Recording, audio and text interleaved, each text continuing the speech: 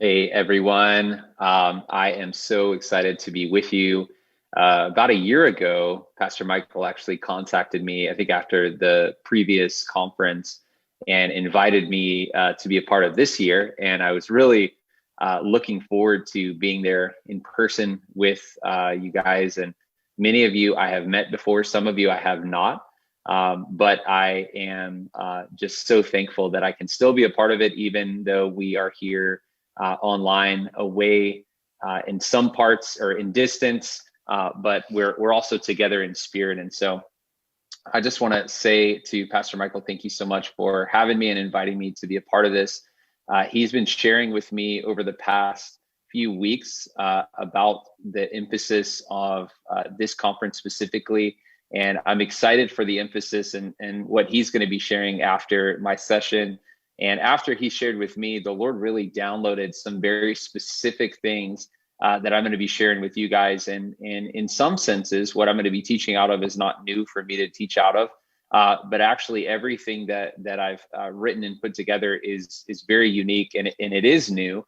And I really feel like it's a specific word for the leaders that are joining this online conference. And even if you're not a church leader or a pastor in the region and you're just joining me and you're a follower of Jesus, I believe that these sessions are going to be applicable for you as well. And so I just want to begin this session by giving you a little bit of the backstory of what our ministry does and kind of where we're coming from. So we live and do ministry here in Georgia. We're in a smaller town called Columbus, Georgia. And in the Bible Belt here, there's a church on every corner. And there's a lot of amazing things that God is doing in our city and through all of the different churches. And it's just incredible, seeing what God is doing. But at the same time, there's still just so much need in our city. And our ministry really exists to partner with local churches here in our city to help train and equip not only the leaders, but even just everyday followers of Jesus in these congregations, how to better engage the neighborhood or the city that is right around all of these churches. And so over the past 8 or 9 years, we've had the opportunity to work with dozens and dozens of congregations in our city, big churches, small churches, a wide variety of congregations. And our primary heart is just to see churches, step even more so into their missional calling as a community. And I know that, Pastor Michael even mentioned at the beginning that it's almost as if the word evangelism is a byword in many churches or just in a lot of church cultures. It's kind of scary, like, oh man, what do you mean evangelism? And what we're going to do today is we're not going to actually focus on how do we do evangelism in our city, but we're going to focus on a process of stepping into personally, but even as a corporate culture. So you and your church and your organization stepping into this process of allowing God to empower you and your church congregants to reach your city and engage your city as never before. And I know already that this is on your heart. If you're a leader, if you're serving in the body of Christ, if you're leading a church, I know that, the condition of your city, the things that you see happening in your town and in your schools and different things, I know that it moves your heart. And I know that that God wants to move in a powerful way. And many times, I know for me personally, I sense God's heart for our community and for like my neighborhood. And I'm just like, okay, Lord, now what do I do? How do I do this? And so that's what I'm going to really be focusing in on, is trying to give you guys some practical next.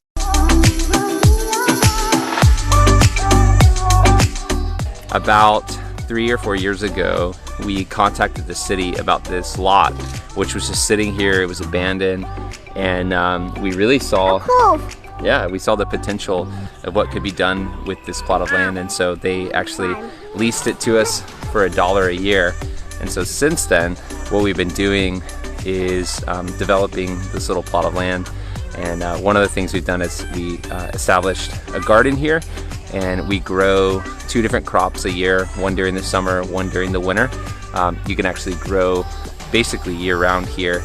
And then another thing that we did is this summer we built a playground here because there was no place for any kids in this area to go and play. Basically, the playground was the street.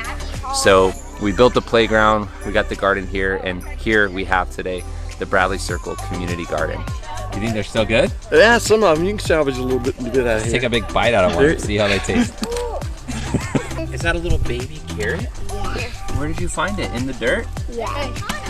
This is a big carrot. So down here, there's a bunch of baby carrots in our garden. In the winter time, we put a bunch of seed for these carrots, but Ellen and I didn't know how to thin out the seeds. And so this shows what happens when you're planting your garden if you forget or don't know how to thin out the seed. There was way too many carrots planted in here. We let too many carrots take root. And so what happens is when you have too many things in a small little area of dirt, they all end up stunted and they don't grow. And so this is actually a really significant thing that has spoken to Ellen and I. Really, God's been using this specifically this year because the word that God gave to us was the word simplify.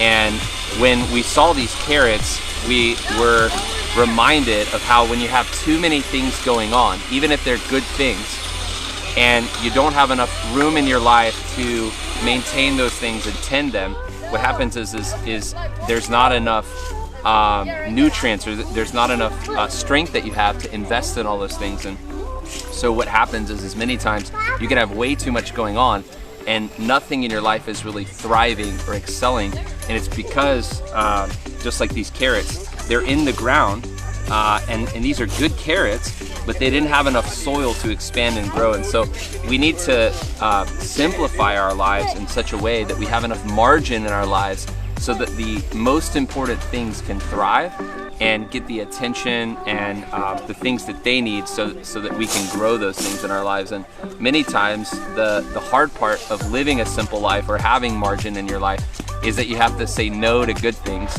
and yes to the best things. And that's the hard thing to discern, is what's a good thing and what's the best thing in our lives. All right, well, I hope you guys were able to see that video. But that is a video that you may not believe this, but we actually filmed that video 4 weeks before coronavirus hit. So that was filmed in February of 2020. And in November, December of 2019, the Lord spoke very clearly to me and my wife, and he gave us one word. He basically said, this is the one thing I'm going to do in your life in 2020. And he said, simplify. I'm going to simplify your life. And we laugh now as we look back, because honestly, we had very little idea what he actually meant when he said, I'm going to simplify your life. Because from the time that we recorded that video, we had this moment where, I mean, when I was teaching this moment in the video that we created, just a couple of weeks before, Ellen had gone into the garden and she was actually weeding the garden alone. And she felt like the Lord spoke that to her about all these carrots that she had discovered. And we had planted all these carrots, but no one had ever shown us how to thin out the carrot plants or kind of what to do. And so we just left them alone, and we thought, hey, they'll grow, something will happen, right? And you can see in that video, we were actually unearthing this whole bed where there was too many carrots planted in one bed, and they were so concentrated that they were all these little stunted carrots. And clear to us was that ultimately our life was cram-packed with so many good things, but ultimately nothing about what we were doing was bearing the kind of fruit that God really wanted us to be able to bear. And anyways, the whole year, even after COVID hit, these carrots just kept coming up in my conversations with Ellen, even with our whole team here. We just used it as an illustration. And it was a powerful way for us to heed the word that the Lord had given us to simplify in the year of 2020. And so that's going to be the primary focus of this session. Is I believe that before we get to the subject of how do we bear fruit and how do we engage and how do we see more lost souls saved, I actually think that one of the major things that's getting in the way and has gotten in the way in the past for the church engaging our city is it's not the city that has the problem, or the city isn't creating a barrier for the church.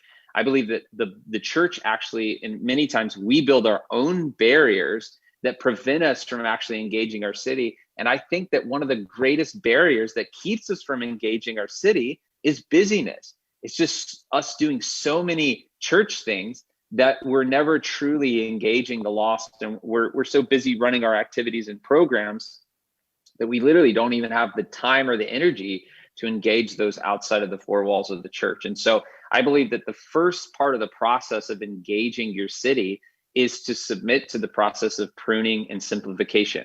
And my guess right now is, whether you're a church leader or you are just a follower of Jesus, is that in the past 12 months, you have already started this process of pruning and simplification. That's just a guess on my part. But the whole world, in a sense, has gone through a pruning process, a simplification process. Everyone has been slowed down in a lot of major ways. But the thing that I want to say about that is that many times I think we take for granted, and we think that because everything's slowed down that we actually have simplified. But the reality is that I think also a lot of people in the church world are really just waiting. Okay, when can things get back to normal so we can turn all those buttons back on and get all these programs and different things that we like, who we really believe we are. We want all those things to happen again so we can feel normal again. And I believe that the Lord actually wants us to really question that and say, do we really even need to hit some of those buttons and restart some of those things? And I'm not going to necessarily tell you, what to do, but I'm just going to pose some questions in this session that I believe are helpful and will be a guide. So let's look at John chapter 15, and we're actually going to look at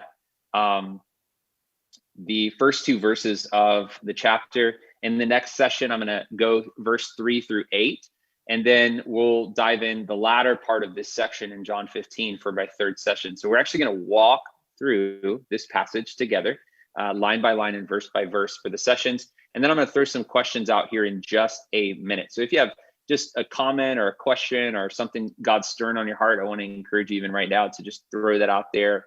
And but let's read this passage together. Jesus said, "I am the true vine. My Father is the vine dresser, and every branch in me that does not bear fruit, he takes away. And every branch that does bear fruit, he prunes, that it may bear more fruit." Let's talk about two realities of pruning. Number one, in the first verse of John 15, we see God actually portrayed as a vine dresser.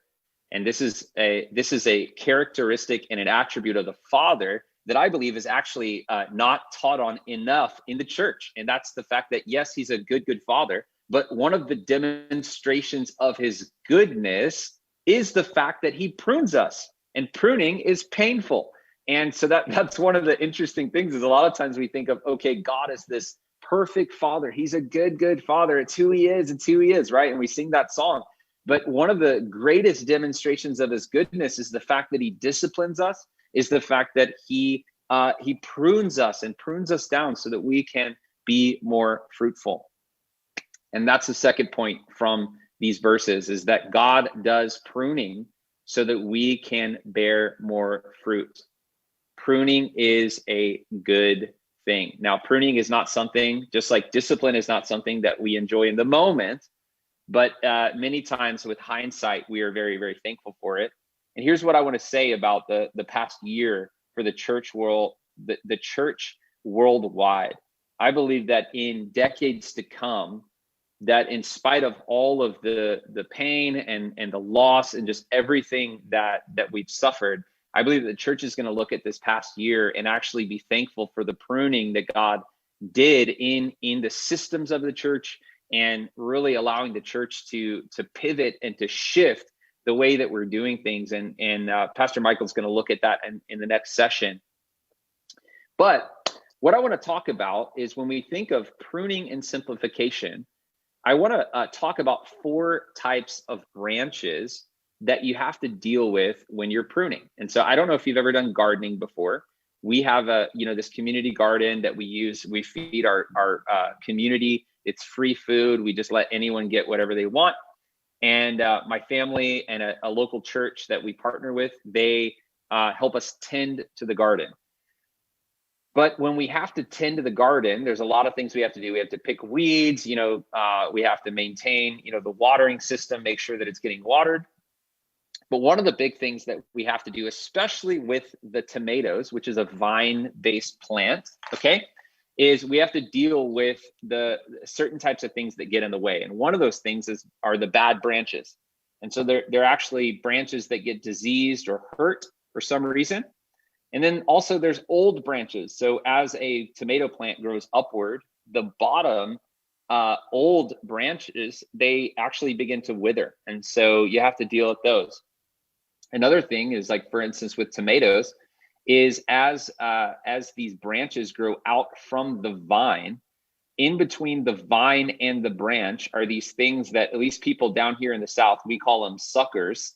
And the reason they call them suckers is because they are little offshoots that grow in between the vine and the branch, and actually will suck the life out of the branch so that the branch cannot bear as much fruit. And so you have to go in and pull those suckers out. And then another thing that happens a lot of times is branches will actually grow in the wrong direction. So you have to deal with those, either try to move them, or if they won't move, you cut them. And so they don't go where they're not supposed to go. So I want to just have you guys look at these. And I believe that this session is just a time for you to use this session as a mirror for yourself, but also a window into your church. And so, like this slide right here, I can send it to you guys at a later point. But I believe this is a mirror so that you can look at your personal life and say, okay, are there bad branches? Are there old branches? Are there suckers? Are there wrong direction branches in my life that need to be dealt with? And then also for your church culture. And when you look to the left side, you see bad branches. These are things that actually are hurting your church. These could be sinful patterns. These could be just, things that are causing issues in the church. It could be a program, a structure, a leader, or a key person, or a disposition or part of the culture that just honestly is bad and it's toxic, and those things need to be pruned. Another thing is old branches, and they could be defined as what we've always done. And those could represent things that are now irrelevant or unfruitful that once, if you're honest, were actually very, very fruitful. They're not fruitful anymore, but they were. And those could represent maybe events, programs, or systems that you have going in your church that may need to be pruned or let go of. And then the suckers, or those items in your personal life or in your church culture that are causing a drain on you. These are the kind of like the good things that aren't the best things that are actually keeping you from engaging your city and your church from engaging your city. And those could represent, again, programs, leaders, events, things that you have going on that are good, but they're just not great. And then ultimately, there's also another thing with wrong direction branches. Assess yourself in your own church culture. Okay, are there things that are just honestly pointing us the opposite way of engaging our city? In my own life, and then also with the church, are there things that are doing that? So I wanted to pose these 4 things to you, and I want to ask you 4 questions. So the first question is, in spite of COVID and everything that's been going on, what are things in your personal life that still need to be pruned? So just think about that for a minute. If you want to take some notes, personal life. Me and my family had to deal with a lot of things, a lot of commitments that we had to change. And we're still changing even right now. What are some personal things? Are there some bad branches in your personal life? Are there some old branches, things you've always done, but hey, maybe that God's calling you into a new season of the way the rhythms in your life Are there things that are just sucking the life out of you that you need to figure out how you can remove that from your own life? And then are there things in your life that you're doing, but it's just not taking you in the right direction?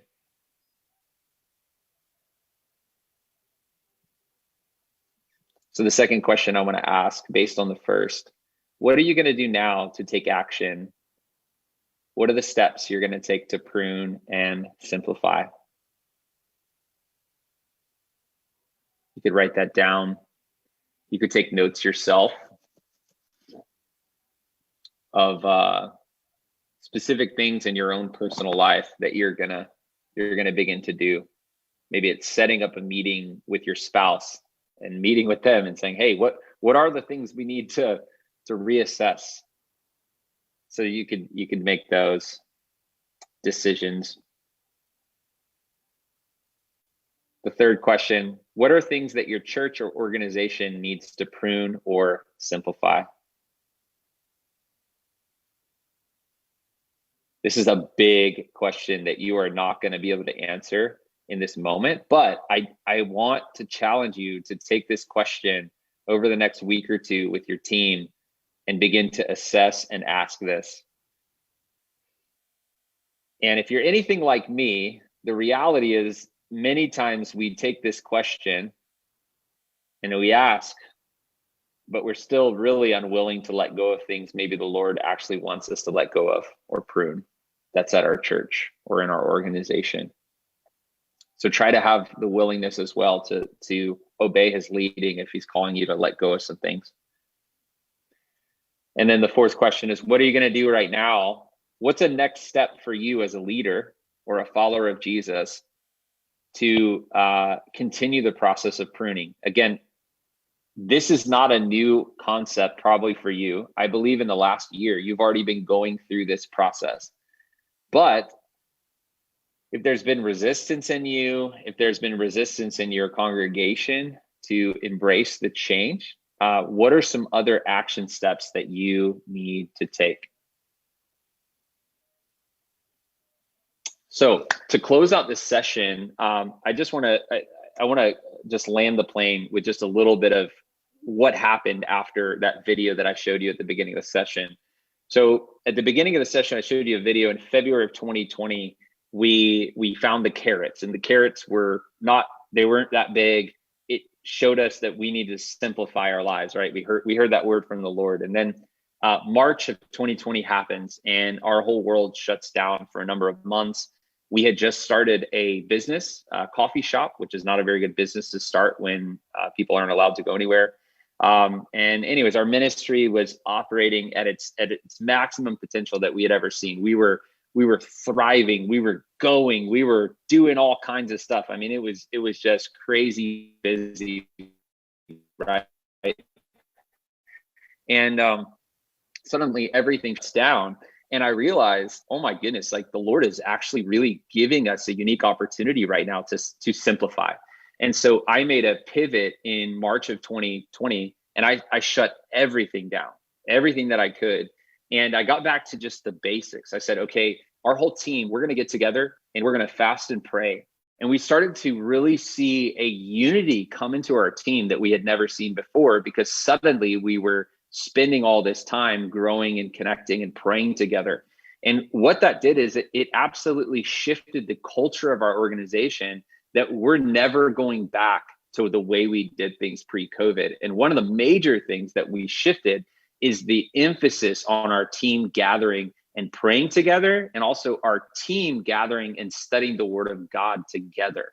And like that, we just decided that's not going to stop just because, restrictions are lifting here in Georgia. We don't care. We're going to continue to do some of these rhythms, because we discovered in the simplification of the shutdown, just these basic things that our culture was missing that we really needed in order for us to really engage our city, I believe, in a fruitful way. And so we went through that process. And then towards the end of this past year, the Lord just started to show us, and there's certain things we were doing pre-COVID that we just started to say, we're not doing this anymore. We're changing this. We're not doing this. We're getting rid of this. And some hard decisions were made. Some people were offended. Some people didn't like decisions that were being made, and we had to go through that process. And I'm sure you can relate to that and have been there, where you're the one having to make the shots, and not everyone's going to be happy with those decisions. But I want to encourage you as a leader to follow the leading of the Holy Spirit. If he's calling you to begin to prune and simplify, the path may be hard right now, but on the other side of it being hard, I can assure you there's going to be incredible fruitfulness in this next season for you and for your church. I believe that in the name of Jesus. And the last thing that I want to share, we went through at the very end, the Lord took us through a very serious process of even pruning our staff structure and our team. And we had to just really assess not only our events and our programs, but even our staff, and just begin to understand, okay, are there people on our team that literally are still around, but are called to do something else? And are we just holding them here because it's convenient and easy for our ministry?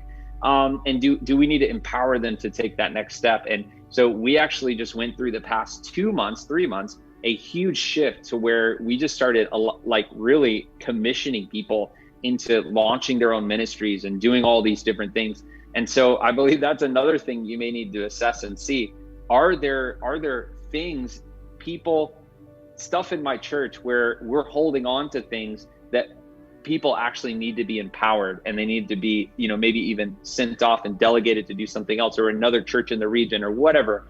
So I'm not saying that's exactly what God's going to do with you and through you, but I was just sharing some of my journey, that's what we went through in that. And here's what I believe that we're seeing now. Our processes in our ministry is more simple than ever before. We just do like 2 or 3 things, and we're just so laser focused now. And what I'm already seeing in just a few months of us relaunching these ministries is we are seeing exponential fruitfulness in the 3 things we're doing. Whereas the fruit beforehand in all these ministries, it was minimal, but we had a lot of things going on. So we seemed like, wow, this is good. We're doing a lot. But the reality is that all of those things weren't really bearing a lot of fruit. And now I'm already seeing that with the shift that we made, simplifying, allowing some pruning to happen, that we're seeing exponential fruitfulness in the few things that we have chosen. So with that, I want to throw it back to you, Pastor Michael. I hope that I've set you up, Pastor Michael, for I know what you're about to share. And yeah, I would just, I'm excited for this next session that I'm going to teach after Pastor Michael. It's going to be about how, what we do after the pruning and simplifying. And we're going to continue in the path of engaging our city. But yeah, thank you.